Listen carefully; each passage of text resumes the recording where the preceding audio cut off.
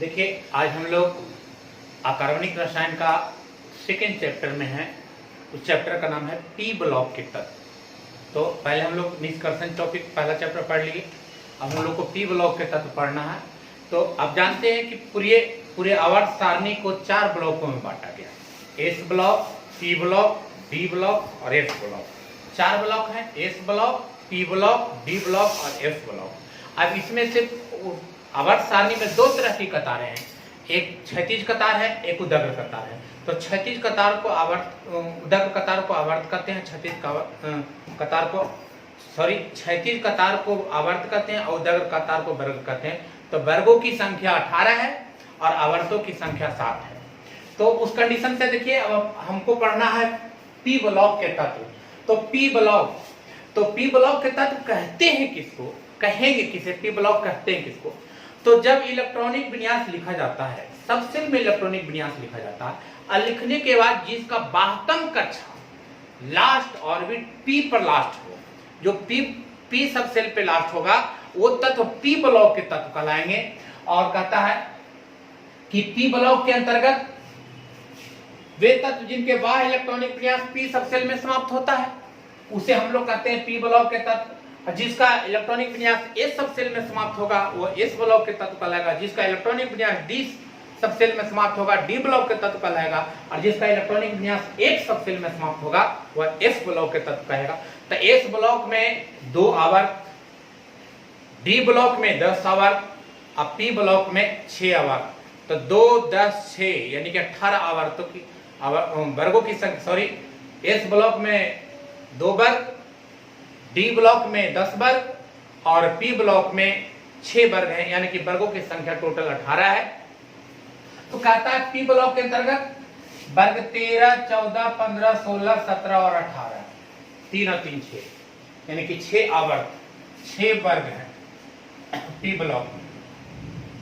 P block में वर्गों की संख्या 6 है। तो वो वर्गों की संख्या कौन कौन है? वर्ग 13, वर्ग 14, 15, 16, 17 और 18 है। कहता है कि इसका जनरल फॉर्मूला जो होता है पी ब्लॉक का NH2NP1 to 6, 1 से लेकर के कहां तक, 6 तक होगा। किसका? पी ब्लॉक का फॉर्मूला है NH2NP1 to 6।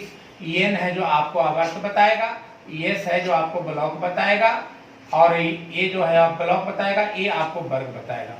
तो वर्ग 13 और 14 11th में पढ़ना था, जो हम लोग पढ़े थे कार्बन फैमिली,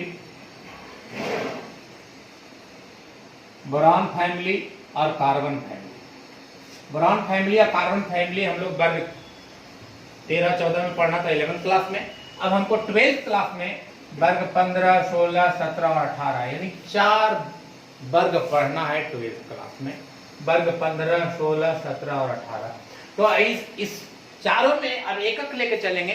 तो सबसे पहला पी ब्लॉक के तत्व में, ये चैप्टर का टॉप नाम है पी ब्लॉक के तत्व। अब पी ब्लॉक के तत्व में हम लोग का सबसे पहला चैप्टर है आपका वर्ग 15 के तत्व।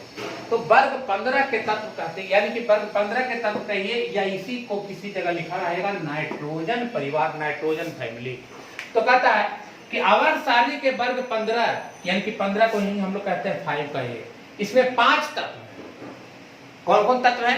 न्यूज पेपर ऐसे सब बिकेंगे। टॉप ये आपका ट्रिक है, न्यूज पेपर ऐसे सब बिकेंगे, यानी कि नाइट्रोजन, फास्फोरस, आर्सेनिक, एंटीमनी और बिस्मथ। 5 तत्व हैं, नाइट्रोजन, फास्फोरस, आर्सेनिक, एंटीमनी और बिस्मथ। इसी को हम लोग ट्रिक में याद रखते हैं, न्यूज पेपर ऐसे सब बिकेंगे। इन सभी तत्वों में सबसे पहला तत्व नाइट्रोजन है। 5 तत्व है। वर्ग 15 में, आवर्त सारणी के वर्ग 15 में 5 तत्व है, नाइट्रोजन, फास्फोरस, आर्सेनिक, एंटीमनी और बिस्मथ। इस सभी तत्वों में को हम लोग नाइट्रोजन परिवार के नाम से जानते हैं। तो इन सारे तत्व को पांचों तत्व को नाइट्रोजन परिवार के नाम से जानते हैं। नाइट्रोजन परिवार क्यों कहते हैं? क्योंकि इसका पहला तत्व कौन है? नाइट्रोजन है।